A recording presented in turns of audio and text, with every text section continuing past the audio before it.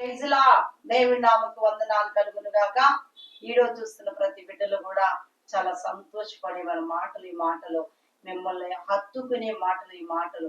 ఎందుకంటే ఒకసారి చూసుకుందాం, మరి రక్షణ పొందుకోవాలంటే మనకేం కావాలా? ఎవరి మాట వినాలా? యేసు మాట వినాలా? ఈరోజు ఆ రక్షణ మనకి రావాలంటే మనం ఒకసారి చూసుకుందాం. పరిశుద్ధ గ్రంథము రోమిలికి రాసిన పత్రిక 10వ అధ్యాయము వచనము 9 చూసుకుందాం. అదేమనగా యేసు ప్రభువని నోటితో ఒప్పుకొని దేవుడు మృతులలో నుండి ఆయనను లేపునని నీ హృదయమందు విశ్వసించిన ఎడల నీవు రక్షింపబడదు. చూడండి, మృతుల్లో నుంచి ఎవరు లేపబడుతున్నారు? క్రీస్తు లేపబడి మనకేం చేస్తున్నాడు? పునరుద్ధాన శక్తిని మనకిస్తున్నాడు, పునరుద్ధాన బలమును మనకిస్తున్నాడు. ఆయన శక్తి తప్ప ఏది ఒక శక్తి లేదు. ఎందుకంటే మన కోసం యేసు ప్రభు గారు చనిపోయి బ్రతికి ఉన్నాడు. ఈరోజు ఎవరు పాపముల నిమిత్తం కదా? మన పాపముల నిమిత్తము, మన దోషముల నిమిత్తము, మనం చేసిన అపరాధం నిమిత్తము తాను బలియాగం అయ్యాడు. ఆయన మనం ఎప్పుడైతే సొంత రక్షకుడుగా ఒప్పుకుంటామో అప్పుడే మన పాపంపై మళ్ళీ పునరుద్ధాన బలమును, పునరుద్ధాన శక్తిని ఆయన తప్ప ఏ రక దేవుడు లెగలేదండి. మరి చదువు ఒకసారి. ఎందుకంటే ఏలయనగా నీతి కలుగునట్టు మనుష్యుడు హృదయంలో విశ్వసించును. చూడు ఒకసారి, నీతి కలిగినట్టు హృదయములో విశ్వసించాలి. నీతి ఎక్కడ దొరుకుతున్నది? యేసయ్య పరిశుద్ధ మందిరములు, ఆయన పరిశుద్ధ గ్రంథములనే ఈ నీతి మాటలు దొరుకుతా ఉంటాయి. నీ హృదయంలో దేవుడు ఉన్నాడు. నా జీవితంలో, నా దేవుడు జీవితంలో అద్భుతం చేస్తాడు. ఏదైనా చేయగలదు దేవుడు. ఏదైనా ఆయనకు అసాధ్యం లేదు. సమస్తమును సాధ్యమే ఆయనకి. కానీ మనుషులకి దేవుడు చాలా మంది మనసుల వైపు చూస్తాం. మనసుల వైపు చూడొద్దండి. దేవుడు నీతో మాట్లాడుతున్న మాటలు ఒక్కసారి గుర్తించుకోండి.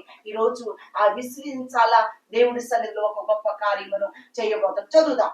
రక్షణ కలుగునట్టు నోటితో ఒప్పుకొను. చూడు, రక్షణ కలుగునట్టు నోటితోనే ఒప్పుకోవాలట. చాలా మంది ఒప్పుకుంటారా? ఇది మత ప్రసిద్ధులను చాలా మంది చెప్పుకుంటారు. మతం కాదండి ఇది. దేవుడు నిన్ను రక్షించడానికి ఆ యొక్క దేవుడు ఆకాశం నుంచి భూమికి వచ్చినాడు. ఎందుకంటే నీ పాపములు, నీ దోషములు క్షమించడానికి ఆయన ఒక్కడే సమృద్ధుడు. ఎవరి వల్ల కాదు. కానీ నీ నోటుతో ఒప్పుకో. ఆయన పరిశుద్ధుడు, ఆయన జీవం గల దేవుడు.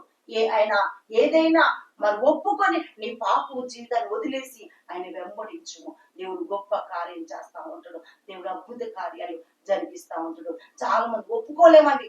నా పాపములు ఎవరైనా చూస్తారేమో, నా పక్కనోళ్ళు ఉంటారో, నా ఎదుటోళ్ళు ఉంటారో, ఏమో నన్ను వేలం చేస్తారో. చాలా మంది నేను చూస్తా ఉంటే చాలా మంది అనేక బిడ్డలు మందిరానికి వచ్చినప్పుడు అమ్మా నువ్వు ఈ విధంగా దేవుడి సన్నిధిలో నీ నోటుతో ఒప్పుకో, వదిలేయి.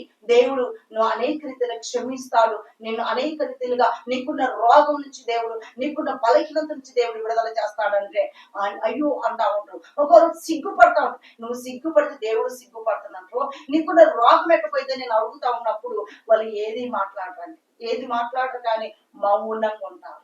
కానీ ఆ శిక్ష దేవుడే భరించాడు కదా నీకోసం. ఆ బాధ ఆయనే భరించాడు కదా. దేవుడు వెంబడించుము, నీ నోటితో దేవుడు. మార్కు 16:16 ఒకసారి చూసుకుందాం. నమ్మి బాప్తిస్మము పొందినవాడు రక్షించబడును. నమ్మని వానికి శిక్ష విధింపబడును. చూడండి ఒకసారి, నమ్మి రక్షణ పొందుకున్నవాడు, బాప్తిస్మం తీసుకున్నవాడు రక్షణ వచ్చింది. నమ్మని వాడి గట్ట వాడి జీవితం అంతా భయంకరమైన చీకటి బ్రతుకు, పాపపు జీవితం. ఈరోజు చాలా మంది నమ్మలేను. ఎందుకంటే ఎప్పుడైతే నమ్మి బాప్తిస్మం తీసుకొని సొంత రక్షకుడికి నువ్వు ఎప్పుడైతే దేవుడి సన్నిధిలో ఉంటావో దేవుడు అప్పుడు అద్భుత కార్యాలు, ఆశ్చర్య కార్యాలు దేవుడు జరిగిస్తా ఉంటాడు. ఈరోజు చాలా మంది బాప్తిస్ములు కూడా పాపంలో పడిపోతున్నారు. మళ్ళీ యథావంత జీవితం ఉన్నది. అదేనా మనం చేసేది? నమ్ముతున్నావు, నీకున్న పరిస్థితులు బట్టి నమ్ముతున్నావు, నీకున్న అక్కరలు బట్టి నమ్ముతున్నావు. దేవుడు నాకు చేస్తాడని కొంతకాలం నమ్ముకుంటున్నావు. తర్వాత వదిలేసి ఇంకా పాపంలో ఉంటున్నాం. పాపం జీవితాన్ని వెంటాడుచున్నది. ఈరోజు అదేంటి జీవితం మనకు వద్దండి. యేసు వైపు మనం చూడాలి. యేసు మన వైపు చూస్తే, మన వైపు ఆయన వైపు మనం చూస్తే, దేవుడితో నువ్వు నడిచినట్లయితే, నువ్వు నమ్మి బాప్తీసం తీసుకొని, బాప్తీసం అంటే నీకు పాపం అప్పుడు కడగబడుచున్నది అంతే, ఇంకా వెనక్కి తిరిగి చూడటానికి లేదు. ఎంతే నీ పాపం అంతా ఆయన భరిస్తున్నా, నీ పాప భారం అంతా ఆయన మోస్తున్నాడు. ఈరోజు ఆ పాపం మోస్తున్న యేసు ప్రభు గారు ఏ రోజైనా అయా నా జీవితం, నా బ్రతుకు నువ్వు కార్యం చేశావు, ఈరోజు నేను నీ సన్నిధిలో కడగబడినాను, బాప్తిజం విశ్వయించానయ్యా, ఇక నువ్వు తప్ప నాకు ఒక దేవుడు లేడయ్యా. నేను ఎప్పుడైతే నీ కష్టం బాధ వచ్చినా దేవుని వెంబడించు, దేవుడు ఉన్నతమైన కార్యం చేయడానికి ఆయన ఇష్టపడుతున్నాడు. అనేక రీతిలుగా కార్యం చేస్తా ఉంటాడు.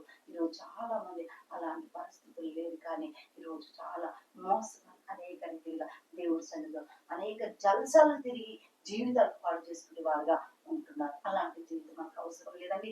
దేవుని వెంబడించేవారుగా, దేవుని స్తుతించేవారుగా, దేవుని గణపరిచేవారుగా ఉన్నట్టయితే దేవుడు ఒక ఉన్నతమైన కార్యమును జరిగిస్తూ అనేక రీతిలుగా బలపరుస్తూ స్థిరపరుస్తూ ఉంటుండగా, దేవుని నామకి అనేక రీతిలుగా ఘనత తెచ్చేవారుగా, మహిమ తెచ్చి కీర్తి తెచ్చేవారుగా, అపకీర్తి కాదని కీర్తి తెచ్చేవారుగా ఉండాలా. మన ద్వారా దేవుడు సంతోషపరిచేవారుగా మనం ఉండాలి, కానీ దేవుని దుఃఖపెట్టేవారుగా ఉండదు, దేవుని అవమానపరిచేవారుగా ఉండదు. అనేక జనాంగం ముందు దేవుని అనేక మన ద్వారా ఆయన ఆత్మను దూషించదు. ఈరోజు అనేక బిడ్డలు అలా చేస్తున్నారు. నీవు నామే అనేక రీతిలుగా ఈరోజు అనేక శోధనలు వస్తుండగా అవన్నీ దేవుడు విడుదల చేసేలాగా, దేవుడు గొప్ప కృప చూపెట్టేలాగా, దేవుడి మరి ఈడో చూస్తున్న వాళ్ళందరూ కూడా జాగ్రత్త, మీతో దేవుడు మాట్లాడుచున్నారు, మిమ్మల్ని దేవుడు అనేక రీతిలో పలకరిస్తున్నారు. దేవుడి మాటలు దీవించును గాక. ఆమేన్.